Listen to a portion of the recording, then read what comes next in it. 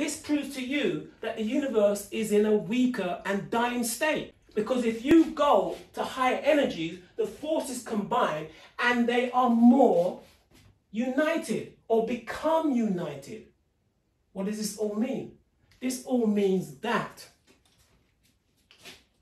the original combined state of the universe, before space, before dark energy, before dark matter, before ordinary matter, before radiation, before forces, that original state had to have been what?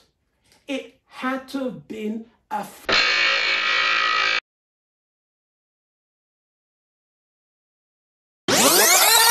There was not enough time in the early development of the universe for this light to have spread so that later on in time, by the scale that we have the universe today, they would be all of the same temperature. Meaning that when you're dealing with taking a bath and putting bubble bath in the bath, it takes time for the actual bubble bath to then spread throughout the entire bath water.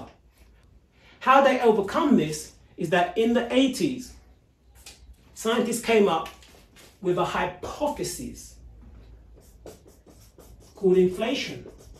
Like blowing up a balloon or something inflating. Inflation is a mechanism that they say that in the early universe took over its growth a split second after the universe was born. Inflation took over its growth and suddenly propelled the universe exponentially, which means a super fast growth, and blew it up by a factor of 10 to the power of 26. Meaning that it blew it up 100 trillion times bigger than the size that it originally was. When they put this factor of inflation in, they now say, yes, this is why the photons or the CMB of today have this even temperature. Because at that point in time in the early universe,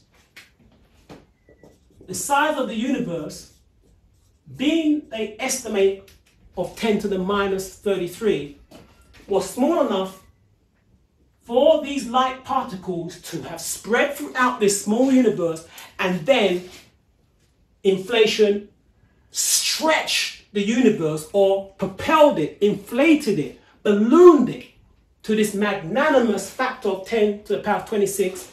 And then when that was over, the properties of inflation decayed and dark energy took over and grew the universe at a more steady rate, and then pop, here we are today. These photons or light waves are now evenly distributed throughout the universe with an incredibly unique even temperature, all because inflation propelled the universe to an increased size by the factor of 10 to the power of 26. Really?